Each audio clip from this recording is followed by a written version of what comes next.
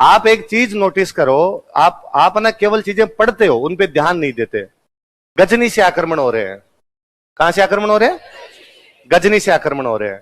आपका कोई बापा रावल, आपका कोई गोविंद थर्ड, आपका कोई दुलराज थर्ड, आपका कोई विगराज थर्ड, आपका कोई पृथ्वीराज फर्स्ट, आपका कोई अजय राज, आपका कोई अर्णोराज, आपका कोई विगराज चतुर्थ लगातार खदेड़ रहे हैं। इस भारत की रक्षा 500 साल तक अकेले आपने की है। 1192 तक केवल और केवल कोई लड़ रहा था 712 से लेके, तो आप इस भारत को अखंड रख रहे थे। तो आप 1192 में एक युद्ध हारोगे, आगे हम पढ़ेंगे, तराइन हारोगे, तब जाके उन लोगों को अंदर आने का मौका मिला था, वरना इंच जमीन कब्जे नहीं करने दी हमने। तो हमसे बड़ा भारतीय कौन होगा? हम इस मामले में सबसे बड़े। हमारे बड़ के दादे परदादे कभी लड़े होंगे, तब जाके भारत अखंड रह पाया था, भारत सुरक्षित रह पाया था। आगे वालों तक हमने जाने नहीं दिया कि कोई दिल्ली बिहार बंगाल वालों को खरोंच नहीं आने दी हमने। उन सब लोगों को राजस्थान का थैंक यू बोलना चाहिए। इसलिए रुडियार्ड किपलिंग, एक इतिहासकार, आगे हम पढ़ेंगे, वो कहता है एकमात्र दुनिया में धरती राजस्थान है जहां पर मिट्टी भी शायद वीरों की हड्डियों से बनी होगी। जगह जगह युद्ध हुए हैं, जगह जगह उन लोगों ने अपने माथे कटवा लिए होंगे, मर गए होंगे, पर उन्होंने मंदिर नहीं टूटने दिए, यज्ञ बंद होने नहीं दिए। अग्निकुंड वाला सिद्धांत केवल सिद्धांत नहीं है, वो यही बात कह रहा है। अग्निकुंड का सिद्धांत कह रहा है कि मल्लेच्छों के आक्रमण हो रहे हैं, वो हमारे यज्ञ नष्ट कर रहे हैं, वो हमारे मंदिर तोड़ रहे हैं, वो हमारी मूर्तियां तोड़ रहे हैं, वो महिलाओं को उठा के ले जाते हैं, वो हमारी किताबें फाड़ देते हैं। इसलिए उनसे बचाने के लिए हमने अग्नि से 4 योद्धा उत्पन्न किए। तो वो कौन है जो बाहर से आ रहे? यही जो आक्रमण हो रहे हैं। राक्षस, अब कहानी कहती है, राक्षस आए और राक्षसों ने आके यज्ञ में गाय का खून डाल दिया। हमें लगता है राक्षस मतलब 4 सिंह बढ़ाया। हम उन कहानियों को इसलिए, राक्षस यही है। ये कोई बगुली सा है, ये कोई इब्राहिम है, ये कोई शहाबुद्दीन है, ये कोई खुसरो सा है, जो भी उधर से आ रहे थे, उन लोगों के साथ हमारी बनती नहीं थी। उनकी संस्कृति अलग, हमारी संस्कृति अलग अलग संस्कृतियों के लोग थे, संस्कृतियों का टकराव था सीधा सीधा सा। तो चीजें सिंबॉलिक नहीं है, चीजों के अर्थ है उनके अपने आप के अंदर। लिखो विशल, हाँ एक साथ पूछ लो रे तुम। हाँ, अरे हाँ, राजस्थान की हिस्ट्री में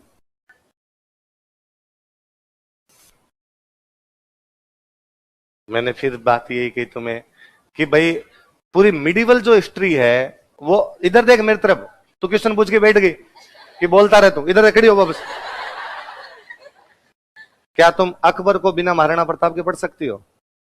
क्या तुम अलाउद्दीन खिलजी को पढ़ते समय रतन सिंह, हमीर और कानड़देव सोनगरा को नहीं पढ़ती हो? क्या तुम गौरी को पढ़ते समय पृथ्वीराज चौहान को नहीं पढ़ोगे? कहां योगदान कम है? अपने बिना हिस्ट्री कंप्लीट नहीं हो भारत की। अपने को हटा दिया जाए, अपना मिडिवल हटा दिया जाए, फिर कोई कहे कि भारत की हिस्ट्री लिखो। हाँ, विग्रहराज कहता है कि मैंने तुर्कों को मार मार के अटक नदी के पार भगा दिया। कौन सी नदी के पार भगा दिया? सुनना मेरी बात, बड़े ध्यान देने वाली सी बात है। मैंने तुर्कों को मार मार के कौन सी नदी के पार भगा दिया? अटक नदी के पार भगा दिया है। वो वापस लिखता है,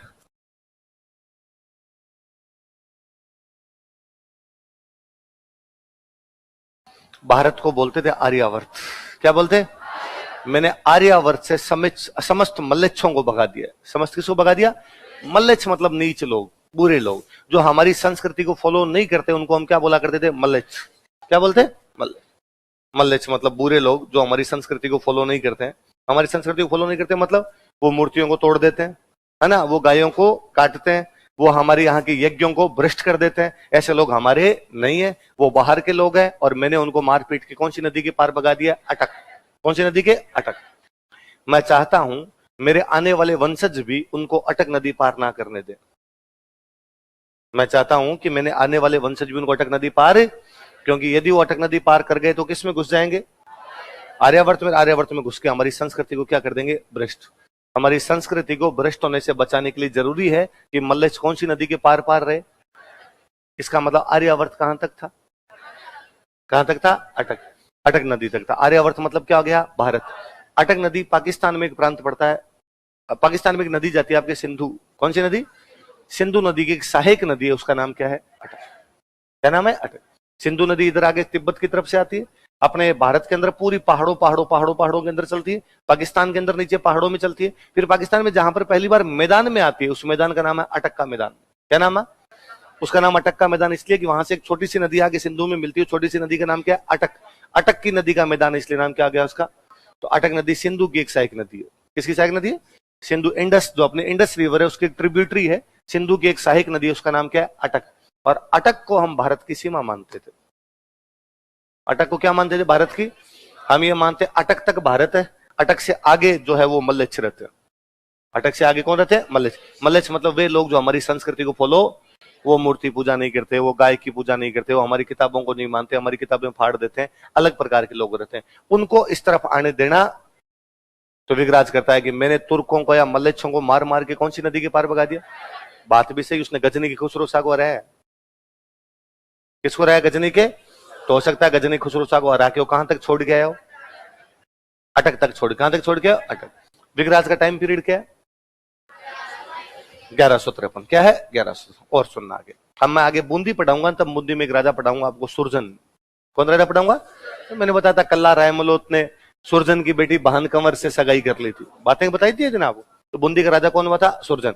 तो मैं कह रहा हूं सुरजन अकबर के दरबार में रहता है, इसका मतलब सुरजन ने अकबर से क्या कर रखी है? संधि। तो उसने जब अकबर से संधि की थी ना, तो अकबर से एक लाइन लिखवाई थी। भाई संधि का मतलब क्या होता था? कि जो भी राजा संधि करेगा वो हमारे दरबार में आएगा, और हम जहां भेजेंगे उसको वहां लड़ने के लिए जाना पड़े। हम देखो पढ़ रहे हैं कि मिर्जा राजा जयसिंह लड़ने के लिए कंधार चला गया था। हम पढ़ रहे हैं कि जो आपके कोई राय सिंह लड़ने के लिए साउथ इंडिया चला गया, अनूप सिंह लड़ने के लिए साउथ इंडिया चला गया, इसलिए माही मराठी की उपाधि मिली। जहां मुगल भेजते वहां लड़ने के लिए जाना पड़ता, क्योंकि अब राजा कैसे बनने लगे थे? अपने मुगल आश्रित। कैसे राजा थे? सुरजन जब संधि करता है, सुरजन संधि में लिखवाता है कि जहां अकबर कहेगा वहां मैं लड़ने के लिए जाऊंगा, पर मैं अटक नदी क्रॉस नहीं करूंगा। क्या क्रॉस नहीं करूंगा? अटक नदी को क्रॉस, क्योंकि अटक नदी क्रॉस जाने के बाद धर्म भ्रष्ट हो जाएगा। उधर मल्लेच्छ रहते हैं, मैं मल्लेच्छों के बीच में जाना नहीं चाहता हूं। ये संधि हो रही है उनकी 1569 में। कब हो रही है? 1500। इसका मतलब अपने यहाँ के लोग अटक नदी को पार करना अच्छा समझते, अटक नदी क्रॉस नहीं करनी, क्योंकि हमारा देश कहां तक है? अटक। अटक के पार चले जाएंगे तो हमारा धर्म क्या हो जाएगा? भ्रष्ट। तो न तो भ्रष्ट लोगों को इधर आने दो, ना अपने उधर जाओ। अब आगे बात सुनना। अब अकबर के भी कोई 100 साल 150 साल बाद में एक राजा बन रहा है आगे, औरंगजेब। कौन बन रहा है? औरंगजेब चाहता है कि पूरे भारत के अंदर ही उसकी सत्ता स्थापित हो जाए, इसलिए उसके दिमाग में क्यों ना यार सबको मुसलमान बना दिया जाए, सारे एक ही धर्म में हो जाएंगे तो मेरा विरोध करने वाला भी कोई बचेगा नहीं। और हमने पढ़ा कि अजीत सिंह दल थम्बन को 30 साल तक कहता रहा कि मुसलमान बन जाओगे तो मैं राजा बना दूंगा, वरना राजा बनाऊंगा। मूर्तियां तोड़ने जितने काम वो कर सकता था सारे करने लग ही गया था। तो औरंगजेब के एक बार दिमाग में आया कि यार सारी जनता को मुसलमान बनाने के लिए क्या किया जाए। उसके दिमाग में आया कि यदि मैं सारे राजाओं को मुसलमान बना दूं तो जनता अपने आप क्या बन जाएगी, क्योंकि उस टाइम यह था यथा राजा, जैसा राजा होगा वैसी क्या होगी? प्रजा। अपने यहाँ के राजा हिंदू थे तो राजाओं की पब्लिक ज्यादातर कौन रहेगी? हिंदू रहेगी। तो उन्होंने कहा कि अपने ऐसे करते हैं, तो क्या किया जाए सबको एक साथ बनाने के लिए? तो कहा इनको अटक क्रॉस करवा दो। क्या क्रॉस करवा दो? और ये इस बात को इतना ज्यादा मानते हैं कि अटक क्रॉस करते ये खुद ही मान लेंगे कि हमारा धर्म क्या हो गया? भ्रष्ट। और फिर थोड़ा बहुत ही कहेंगे तो हो जाएगा।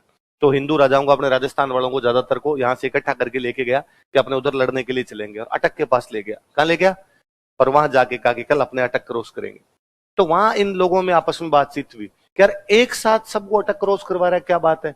तो किसी ने इनको आके बताया कि एक साथ क्रॉस इसलिए करवा रहा है क्योंकि ये तुम लोगों को उधर ले जाके धर्म भ्रष्ट करके मुसलमान बनाना चाहता है। अब क्या किया जाए? औरंगजेब को यहाँ मना करेंगे तो औरंगजेब की सेना ज्यादा है, अपनी सेना एक प्रकार से कम है, तो यहाँ तो पार भी नहीं पड़नी है अपनी। क्या किया जाए? तो मिर्जा राजा जयसिंह ने दिमाग लगाया। मिर्जा राजा जयसिंह औरंगजेब के पास गया, उसने जाके कहा कि हम कल अटक क्रॉस नहीं करेंगे, कल तो तू क्रॉस कर ले, हम परसों क्रॉस करेंगे। तो उसने कहा क्यों परसों क्यों करोगे, तुम कल क्यों नहीं करोगे? तो कहा कल मेरे है ना आज पोता हुआ है, जयपुर से अभी भी आमेर से समाचार है कि मेरे पोता हुआ है, तो कल हम हवन करेंगे, यज्ञ करेंगे। क्या करेंगे? यज्ञ। यज्ञ करेंगे। तो कल हमारे पार्टी है छोटी मोटी, यज्ञ करेंगे, कुछ शुभ काम होता है, हम पूजा अर्चना करते हैं हमारी, तो कल हम यज्ञ वगैरह करेंगे, परसों हम आ जाएंगे। हाँ तू भी यदि यज्ञ में बैठना चाहे। उसने कहा बकवास मत करो, मैं कोई यज्ञ वज्ञ में नहीं बैठूंगा। तो वो यज्ञ में बैठना नहीं चाहे तो कहा ठीक है मैं कल क्रॉस कर लेता हूं, तुम परसों क्रॉस कर लेना। औरंगजेब अगले दिन अपनी पूरी सेना लेके अटक क्रॉस कर गया। अब उसने उसके अगले दिन अपनी नावें वापस भेजी कि जाओ भाई जितने हिंदू राजा बचे हुए उनको कहां लेके आओ? अटक के इस तरफ लेके आओ। जब वो नावें इधर आई तो बीकानेर में एक राजा है कर्ण सिंह। बीकानेर का राजा कौन है? कर्ण। उसने कहा कि नहीं अपने नावों के अंदर बैठेंगे नहीं। तो अब क्या किया जाए? तो नावें तोड़ दो। तो नावें तोड़े की शुरुआत कौन करे? भाई औरंगजेब से डर लगे कि पहले विद्रोह किसने किया, तो विद्रोह की शुरुआत कौन करता है? कर्ण सिंह। और वहां की सारी नावें तोड़ देता है। और कुल मिला के औरंगजेब को संदेश दिया गया कि हम तेरी बात मानने वाले नहीं। इसलिए वहां बाकी जितने हिंदू राजा थे उन्होंने कहा कि हम औरंगजेब को अपना बादशाह नहीं मानते, हमारा बादशाह कर्ण सिंह है। हमारा बादशाह कौन है? इसलिए वहां अटक नदी के पास खड़े होकर उन सब लोगों ने नारे लगाए, जय जंगलधर बादशाह। क्या नारे लगाए? जय जंगलधर बादशाह। हमारा बादशाह जंगल की धरती का बादशाह है। जंगल मतलब क्या था? बीकानेर। ये बीकानेर वाला राजा हमारा बादशाह। हम औरंगजेब को बादशाह मानते नहीं। मतलब औरंगजेब के खिलाफ भी हिंदू राजाओं ने जो अपना वहां पे उसके खिलाफ जो अभियान चलाया, उसका विरोध जो किया, वो कहां पर किया? अटक नदी के पास। किसके पास किया? इसलिए कर्ण सिंह को उपाधि क्या मिलती है वहां पर? जंगलधर। उसके भी 100 साल बाद में जब मुगल खत्म ही हो गए, मराठों में एक पेशवा बनता है, उसका नाम है बाजीराव बल्लाल। क्या नाम है? बाजीराव बल्लाल। और बाजीराव बल्लाल कहता है, मैं मराठों का झंडा अटक से कटक तक गाड़ दूंगा। मराठों का झंडा कहां से कहां तक फहरा दूंगा? अटक से कटक। कटक पड़ता है उड़ीसा, आगे बंगाल की खाड़ी आ जाती है। बंगाल की खाड़ी के बाद तो आगे बर्मा, बांग्लादेश, बर्मा वो शुरू हो जाएंगे देश उधर से आपका। वो कहता है मैं कहां से कहां तक? अटक से कटक। इसका मतलब भारत की बाउंड्री कहां से कहां तक है? अटक से कटक। अटक कितना महत्वपूर्ण है कि दिल्ली शिवालिक अभिलेख में लिखा हुआ है कि मलेच्छों को मार मार के किसके पार भगाना है? बूंदी का राजा सुरजन कहता है कि हम अटक क्रॉस। औरंगजेब क्रॉस करवाने की करता है तो विरोध भी लोग कहां पे करते हैं? अटक। बाजीराव भी कहता है झंडा कहां से कहां तक। उसने नहीं कहा ना ईरान से बंगाल तक फहरा देंगे, वो ये भी तो कह सकता था ईरान तक चले जाएंगे, पर उसने कहा ना, हमारा आर्यावर्त, हमारा भारत कहां से कहां तक है? अटक से कटक। इसलिए झंडा कहां से कहां के बीच पर रह जाएगा? अटक से कटक। इसलिए भारत उस दिन पूरा होगा जब अपने को क्या मिल जाएगा? अभी अपने पास केवल कटक है, अटक अपने पास है। अटक अब किसके पास है? पाकिस्तान। जब हम अटक ले लेंगे तब बाजीराव बल्लाल का, जंगलधर बादशाह कर्ण सिंह का, बूंदी के राजा सुरजन का, विग्रहराज चतुर्थ का सपना पूरा करेंगे और आर्यावर्त पूरा कंप्लीट होगा। विग्रहराज चतुर्थ कह के गया था कि मैं कहना चाहूंगा कि मेरे वंशज तुर्कों को, मल्लेच्छों को अटक क्रोश ना करने, लेकिन वंशजों ने ध्यान है, इसलिए अपने को वापस लेना है एक बार। तब हम भारतीय होंगे, तब हम आर्यावर्त के लोग होंगे। जब क्या ले लेंगे वापस? अटक। अब ये कि मैं इस बार कोरोना के अंदर यूं बैठा बैठा एक दिन को वीडियो देख रहा था पूरा, तो मैं क्रिकेट वाले वीडियो देखता रहता हूं, तो उसमें कोई शोएब अख्तर का एक वीडियो है। मैंने उसको शोएब अख्तर के 5-7 वीडियो देखे होंगे, तो उसका एक वीडियो रैंडम वॉच लिस्ट में वही आने शुरू हो जाते हैं बाद। तो एक वीडियो है शोएब अख्तर का शोएब अख्तर को जानते हो सर? शोएब अख्तर का रिटायरमेंट का बाद का एक वीडियो है। तो एक पाकिस्तान की एंकर है, वो उसका वो ले रही है, इंटरव्यू ले रही है। तो पूछती है कि शोएब, अब जब तुम रिटायर हो गए हो आजकल क्या करते हो? तो कहता है मैं बुक्स पढ़ता हूँ। बुक्स भी पढ़ते हो तुम लोग? ये तो जहीन लोगों का काम है कि भाई खिलाड़ियों का इनका क्या काम, किताबों। उसने कहा नहीं नहीं, मैं बुक्स पढ़ता हूँ। तो आजकल तुम कौन सी बुक पढ़ रहे हो? वो कोई नाम भी लेता, किसी राइटर का नाम देता, वो बुक पढ़ रहा हूँ। अच्छा, किस सब्जेक्ट की बुक है? तो वो कहता है इसमें भविष्यवाणी है। क्या इसमें? प्रेडिक्शंस है, भविष्यवाणी है। किस बात की? तो उसने कहा किताब तो कोई 1000 साल पहले की लिखी हुई है, और बोले 1000 साल की सारी बातें, इसकी सारी बातें सच और हो गई। कैसे? तो कि इसके अंदर लिखा हुआ है। तब उसमें शोएब अख्तर बोलता था मुझे लगता है इसको हिस्ट्री हो रही है। वो कहता है कि इसमें, उस बुक में लिखा हुआ कि एक दिन बाबर भारत पर राज कर लेगा। किया था कि नहीं किया था? तो कहती हाँ किया था। कि फिर इसके अंदर लिखा हुआ है कि बाबर के बेटे हुमायूं को शेरशाह सूरी वापस भगा देगा। तो शेरशाह सूरी ने हुमायूं को भगा। लिखा हुआ कि नहीं लिखा? तो कहती लिखा हुआ। कि फिर इसमें लिखा हुमायूं का बेटा अकबर वापस एक बार पूरे भारत पर कब्जा करेगा। उसने कहा यह भी लिखा हुआ। फिर वो कहता छोड़, ये तो पुरानी बातें हैं, मैं नहीं बताऊं तेरे को। उस बुक में लिखा हुआ है 1947 में तकसीम होगी। तकसीम का मतलब था बंटवारा। तकसीम का मतलब, तो 1947 में क्या होगी? तक 1947 में बंटवारा, विभाजन हुआ कि नहीं हुआ? उसने कहा हुआ। किसमें आगे लिखा कि 1965 के युद्ध में पाकिस्तान जीत जाएगा, और पाकिस्तान ये मानता है कि 1965 वाला युद्ध उन्होंने जीता था। बाकायदा विक्ट्री डे मनाते हैं अपना, है ना? उस दिन विक्ट्री डे मनाते हैं। हम कहते हैं हम जीते थे, पाकिस्तान कहता है हम जीते थे, तो वो मानते ही इसको। तो कहे कि भाई पाकिस्तान जीता कि नहीं जीता? वो कहते जीतेगा। तो वो लड़की पूछती है ओ ये तो सब बातें हो गई, वो आगे वाले में क्या लिखा है? आगे तक उसमें लिखा हुआ है कि एक दिन हम कश्मीर जीतेंगे, और कश्मीर जीतने के बाद पूरा हिंदुस्तान जीत लेंगे। तो कहती अच्छा ये भी लिखा? पर शौक कहता है सुनो सुनो पूरी बात सुनो। पर फिर इसमें ये लिखा हुआ है कि जब हम कश्मीर जीतने के बाद पूरा हिंदुस्तान जीतेंगे, तब अटक नदी के पास 2 बार युद्ध होगा। कौन सी नदी के पास 2 बार युद्ध होगा? अटक नदी के पास। तो बोलता अटक का दरिया 2 बार खून में बह जाएगा। अटक का दरिया, दरिया मतलब नदी, अटक नदी में 2 बार खून बहेगा। खून बहेगा मतलब वहां पर क्या होगा? युद्ध। इतना बड़ा युद्ध होगा कि खून सारा का सारा अटक नदी में, अटक नदी का पानी पूरा का पूरा क्या हो जाएगा? लाल। मैंने दिमाग लगाया कि हाँ यार, यदि अटक के पास युद्ध होगा, इसका मतलब भारतीय सेना कहां तक पहुंच जाएगी? इसका मतलब पाकिस्तान पे तो कब्जा हो जाएगा अपना।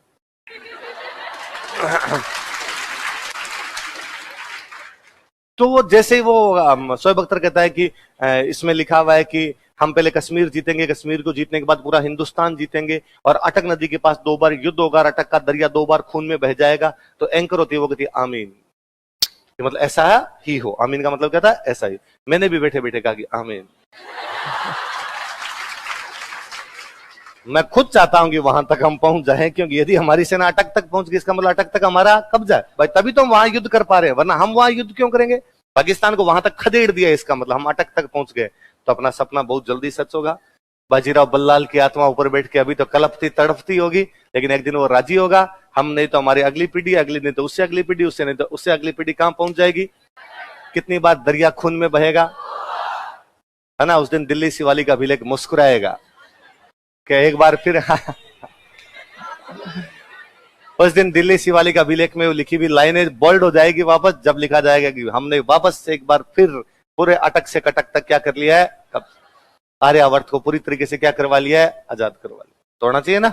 हाँ। और जब अटक आ जाएगा, अटक का मतलब है सिंध, अटक का मतलब क्या है? उस दिन हमारा राष्ट्रगान कंप्लीट हो जाएगा, पंजाब सिंध गुजरात मराठा द्राविड़ उत्कल बंगा। अब तो सिंध नाम लेते हैं, है थोड़ी, नाम तो लेते हैं सिंध का, लेकिन है लेना है, सूल की तरह धंस रहा है अंदर, है ना? तो वापस लेना है तो जल्दी अपने वापस ले लेंगे। तो उसमें 2 लिखा हुआ कि पहले कश्मीर जीतेंगे फिर हिंदुस्तान जीतेंगे, तो उल्टा होगा, पहले हम कश्मीर जीतेंगे फिर हिंदुस्तान जीतेंगे। पाकिस्तान भी हिंदुस्तान ही है, उसका नाम इन्होंने 47 में पाकिस्तान रख दिया, बाकी यही था। तो सही बोल रहा है उसके अंदर, पहले हम कश्मीर जीतेंगे। तो कश्मीर तो पीओके वाला उनके पास है, 2024 वाले चुनाव से पहले पहले मुझे लगता है आवा जाएगा।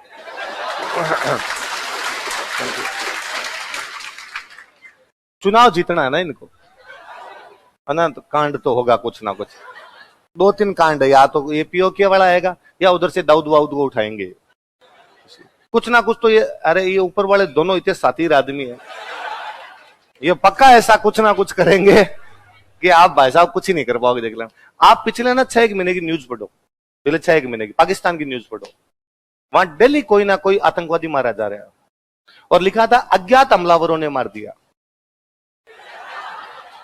किसने मार दिया? मैं जैसे ही वो खबर पढ़ता हूं अज्ञात हमलावरों ने, मैं कहता हूं थैंक यू अज्ञात हमलावरों, मैं उन अज्ञात हमलावरों को जानता हूं। वैसे अज्ञात का मतलब होता है इसके बारे में जाना, लेकिन मैं मेरे उन भाइयों को जानता हूं जो बरसों बरसों से उस पाकिस्तान के अंदर बैठे हैं, पाकिस्तानी बन के बैठे हैं, और वहां पर पाकिस्तानियों को मारते हैं। और उन लोगों को बाकायदा भारत सरकार ने यह कह के वहां पर भेजा है, यदि तुम पकड़ लिए गए तो हम कहेंगे कि तुम्हारा और हमारा आपस में कोई लेना देना। फिर भी वो भाई, तो मुझे लगता है यार उनसे बड़ा देशभक्त पेट्रियोटिक कौन होगा जो उस दूसरे देश के अंदर जाके इस प्रकार बैठे रहते हैं। ये एक था टाइगर में, ये तो पता नहीं क्या क्या कहानियां दिखा देते हैं। एक था टाइगर, सच्ची कहानी है, गंगानगर के लड़के की कहानी है। वो गंगानगर साइड का किसी कॉलेज के एक फंक्शन में आर्मी ऑफिसर आए हुए हैं, वहां पर रविंद्र कौशिक नाम का एक लड़का वो नाटक में रोल प्ले कर रहा है जासूस का, और उनको लगा कि यार ये लड़का एक्टिंग गजब करता है। उन्होंने उस लड़के को वहां से कहा कि तू हमारे साथ काम कर। वो पाकिस्तान जाता है, पाकिस्तान की आर्मी में अधिकारी बनता है, मेजर वेजर बनता है, उधर पाकिस्तान की लड़की से शादी करता है, वहां पर उसके बच्चे होते हैं और सारे इनपुट भेजता है। अब ये हो रहा है, अब ये हो रहा है, अब ये हो रहा है। फाइनली जिस दिन उस लड़के को वापस आना था कि भाई अब तुम्हारा काम समाप्त होता है, वापस आना, उस दिन वो लाहौर में पकड़ लिया गया था, गोली मार दी गई थी। पर तब तक उसने अपने पूरे काम किए। और ऐसे पाकिस्तान में पता नहीं कितने कितने हमारे लोग बैठे हुए। तो मुझे तो ना अपने भारत के 2 प्रधानमंत्री कभी भले नहीं लगे, मोरारजी देसाई और इंद्र कुमार गुजराल। इन दोनों ने पाकिस्तान को बताया था कि हमारे जासूस तुम्हारे पास हैं, इसलिए पाकिस्तान अपने सारे जासूस पकड़ के मार दिए थे। और ये मूर्खता में इंदिरा गांधी ने जब बांग्लादेश बनाया था ना, मेरे दिन बांग्लादेश वाली कहानी तो बताई थी आपको, जब बांग्लादेश बनाया था ना, तब इंदिरा गांधी ने बहुत ढंग से अपने जासूस फिट कर दिए थे। इंदिरा गांधी वास्तव में आयरलैंड लेडी है इस मामले के अंदर। उसने खूब सारे उधर अपने शिफ्ट किए कि एक एक न्यूज मिलनी चाहिए हमें। तो पाकिस्तान की एक एक न्यूज अपने पास आती थी, क्या चल रहा है, क्या नहीं चल रहा है, क्या चल रहा है। तो पाकिस्तान जब 71 में हार गया था अपने से, बहुत भयंकर तरीके से हारा, और 74 तो पाकिस्तान बदला लेने की कोशिश कर रहा था। तो 74 में हमने परमाणु परीक्षण किया पहला, 74 में अपना पोखरण के अंदर बुद्धा स्माइलिंग जो बम बनाया था उसका नाम क्या रखा था हमने? बुद्ध मुस्कुरा रहे हैं। जिस आदमी ने पूरी जिंदगी कहा था शांति शांति शांति, उसके बर्थडे पर हमने बम फोड़ा था, और बम का नाम भी रखा था हमने बुद्धा स्माइलिंग। क्या रखा था?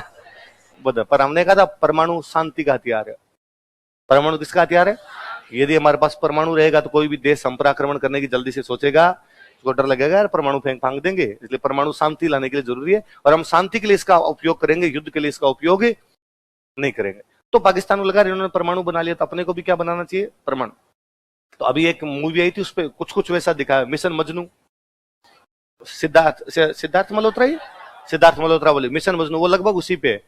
तो अपने वहां जो जासूस थे उनको पता चला यार ये लोग ये बनाना चाह रहे हैं, तो कैसे पता लगाया जाए कि ये लोग ये बना रहे हैं कि नहीं बना रहे हैं। तो जहां पर वो परमाणु बना रहे थे उसके पास में उस शहर के अंदर अपना एक लड़का बाल काटने का काम करता है, कई साल तक बाल काटने का काम करता है। एक दिन उस जहां पर वो बना रहे थे वहां का कोई ना कोई एक बंदा वहां पर बाल कटवाने के लिए आता है, वो पता लगाता है कौन कौन बंदे यहाँ काम करते हैं, ये है, उसके बाल काटता है, फिर उसके बाल इकट्ठे करता है, फिर उनको लेबोरेटरी यहाँ इंडिया भेजता है, लेबोरेटरी में चेक करते हैं, उनमें रेडियो एक्टिव वही होंगे जहां पर परमाणु बन रहा है। हमें पता चला, हमारे प्रधानमंत्री थे मोरारजी भाई देसाई ने पाकिस्तान वालों को फोन किया और पाकिस्तान वालों ने कहा हमें पता चल गया तुम परमाणु बना रहे हो। पाकिस्तान वालों को तुम्हें क्या बताना रहे, बाल नहीं कटवाते क्या तुम लोग, उन्होंने सारे जासूस मार दिए। कई साल तक बड़ा ही हो रहा। फिर इंदिरा गांधी वापस आई, इंदिरा गांधी ने कहा वापस दौड़ है, अपने उधर काम करना है। इंद्र कुमार गुजराल आए, उन्होंने कहा कि हम जो है हमारे पड़ोसियों के मामलों में किसी प्रकार का फट्टा अड़ाएंगे, हम पड़ोसियों से बहुत सुख शांति से रहना चाहते हैं, हम बड़े भाई की तरह रहना चाहते हैं, और हमारे जासूस वापस बुला लिए। इसलिए 98 से लेके 2008 तक पाकिस्तान ने अपनी दुर्गति करके रख दी। जब जी में आता तब बम फोड़ देते, आज मंदिर में फट गया, आज मस्जिद में फट गया, आज दरगाह में, आज आप बस में, आज हॉस्पिटल के अंदर, मतलब वो यूं बैठे बैठे वहां सोचते कराची कि आज कहां फोड़ दें भारत में, यार यहां बम फोड़ दे, वहां पर बम फूट जाया करता था, और हम कुछ भी नहीं कर पा रहे थे। लेकिन 2008 के बाद में भारत सरकार वापस चेती, हमने वापस थोड़े थोड़े रिक्रूटमेंट करने शुरू किए। इसलिए आप पिछले 10-1 साल के अंदर देखेंगे बड़े हमले नहीं। वरना बीच में तो ये था कि आदमी जब घर से बाहर निकल रहा है तो पत्नी को कह के निकल रहा है, अब हम तो सफर पे निकले कर चले हम फिदा जानो तन जाती, आऊंगा कि नहीं आऊंगा इसका कोई भरोसा। कि भाई आप मार्केट में गए, आप मंदिर के अंदर गए, बाहर साइकिल खड़ी है, आपने साइकिल के हाथ लगाया, फट गया। ऐसे बम बनाने शुरू कर दिए थे। अब लगभग पिछले 2008 के बाद 10-15 सालों में इतना बड़ा कोई हमला हम पर नहीं हुआ। ये इनपुट वो देता है, उधर बैठे हुए लोग एक एक बात बताते, साहब ये होने वाला है, ये होने वाला है, ये होने वाला है, सारी न्यूज मिल रही है। आजकल वो अज्ञात हमलावर ढंग से लगे हुए हैं, कभी वो कनाडा में काम कर देते हैं, है ना, कभी वो पाकिस्तान के अंदर काम कर देते हैं, महान महान देशभक्त लोग। ऐसी एक मूवी और राजी, है ना। और इससे भी अच्छा कभी एक मूवी देखना आप, डी डे। हालांकि वो पूरी काल्पनिक है, सच्चाई नाम की उसमें वैसे सीधा सीधा कुछ ही नहीं, पर वो जासूसों के बारे, इरफान खान है उसमें, इरफान खान जो एक्सपायर हो गए, इरफान खान अपने जयपुर वाले, इरफान खान का रोल है उसमें बड़ा शानदार। इरफान खान, ऋषि कपूर का बहुत शानदार रोल है उसके अंदर। तो डी डे छोटी सी मूवी है, 2 घंटे की, देखना आप। तो ये अटक से कटक, भारत कहां से कहां तक है। मेरे को तो कोई कहता है अपना बॉर्डर बागा है तो बड़ा अजीब लगता है। बागा कैसे है, बागा बॉर्डर 47 में बनाया है, कब बनाया है, वरना हमारा बॉर्डर कहां से कहां तक है, अटक से कटक। ऐसा कौन सा अभिलेख कहता है अपना, डल एशिया वाले कौन सा अभिलेख कहता है, याद रह जाएगी बात। चलो, आप जयपुर वाले कहां का